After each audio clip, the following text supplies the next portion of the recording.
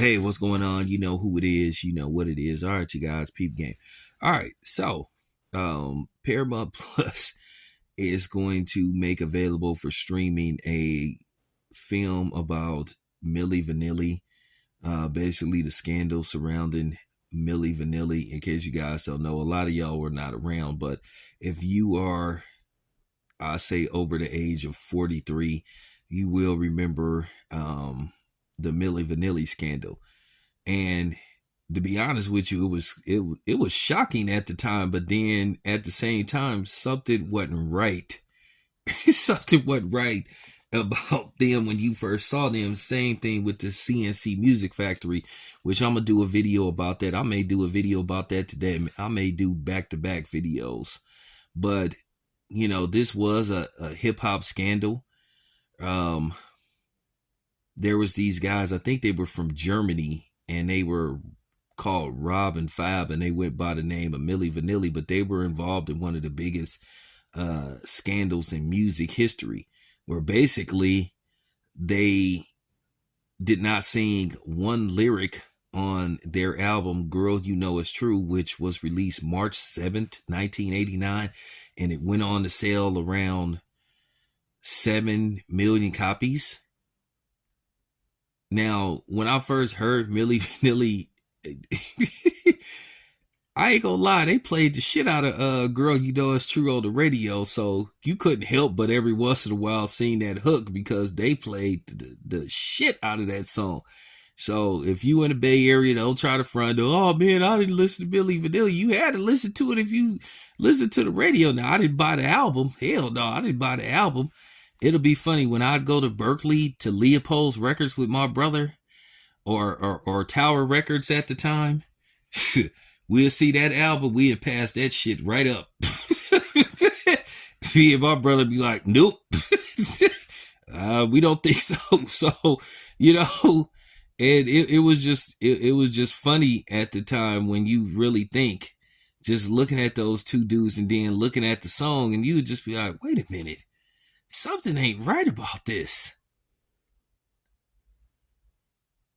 You just watch the videos and then them doing them corny dances, them corny dances, and then wearing them biker shorts and stuff with them long braids and stuff.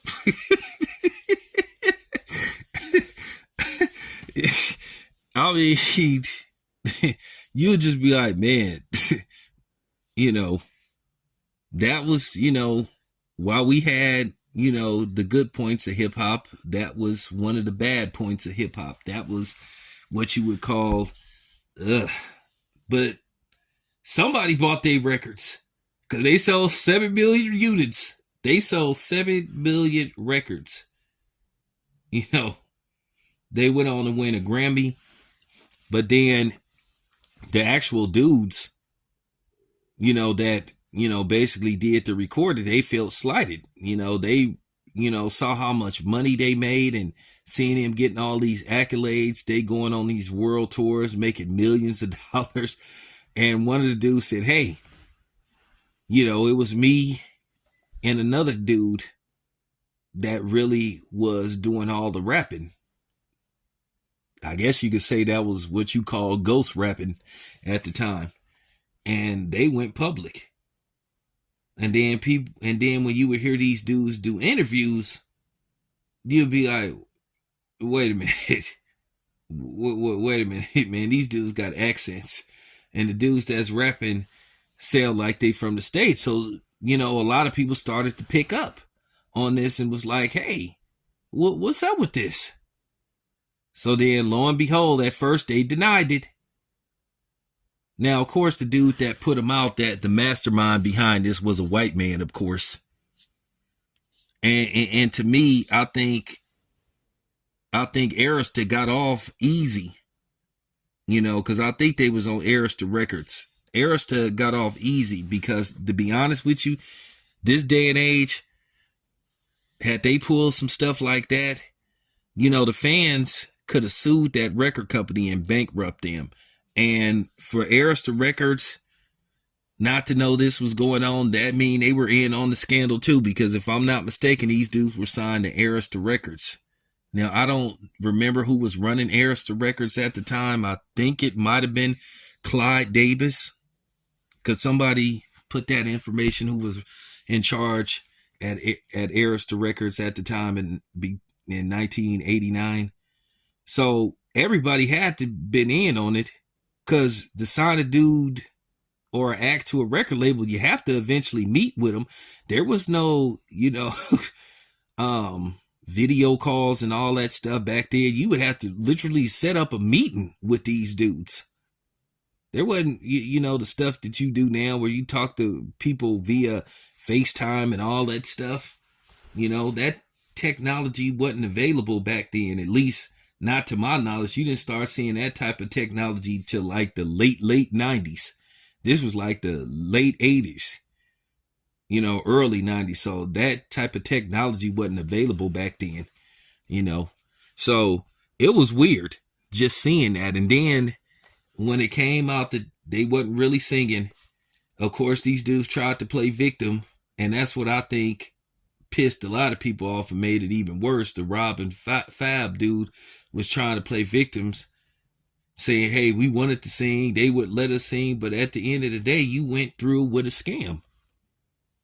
You scammed the people. You had people believing that those were really your voices on those recordings, and they wouldn't.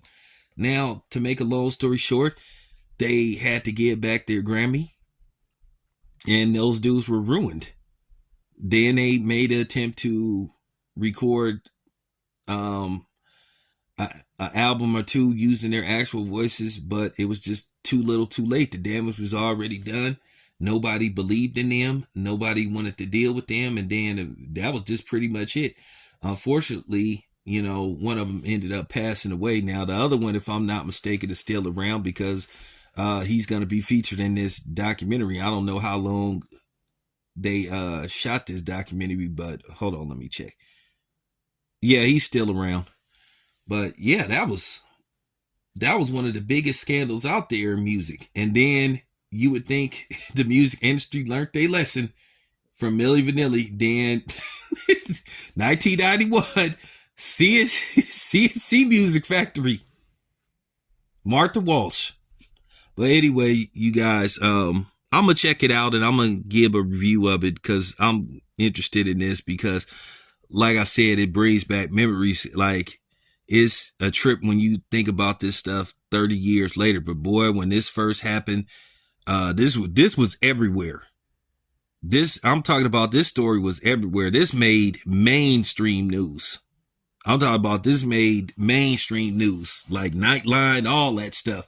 So this was a big story when it turned out that those dudes wasn't actually singing. So yeah. But anyway, let me know what you guys think. This is your boy Town. I'm out.